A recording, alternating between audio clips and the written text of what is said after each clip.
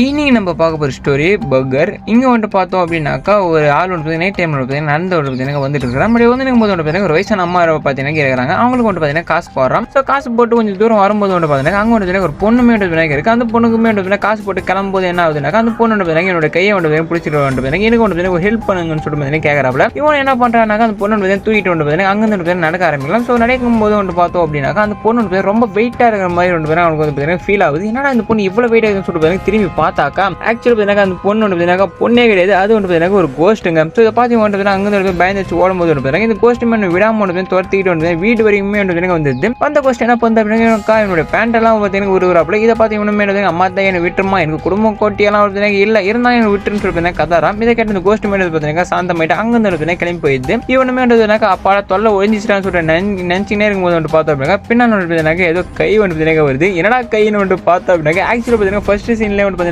ஒரு பாட்டிமாக்கு வந்து காசு போட்டிருப்பாங்கல்ல, அந்த பாட்டிமாவுமே வந்து ஒரு கோஸ்ட் தான். ஸோ இவனை வந்து எனக்கு பிடிச்சிட்டு என்ன பண்ணுனாக்கா இவனை வந்து பார்த்து அப்படின்னாக்கா அபியூஸ் பண்ணிட்டு இருக்கிறாப்புல. ஸோ சீரியஸ்லி ட்விஸ்ட்டாக வந்து இருந்திருக்குன்னு நினைக்கிறேன். ஸ்டோரி ஒரு மாதிரியாக இருந்தாலும் கதை வந்து கொஞ்சம் ட்விஸ்ட்டாக வந்து நல்லா இருந்துச்சுல. ஸோ அதனால தான் வீடியோ வந்து போகிறேன். ஸோ வீடியோ பிடிச்சி நினைக்கிறேன். பை.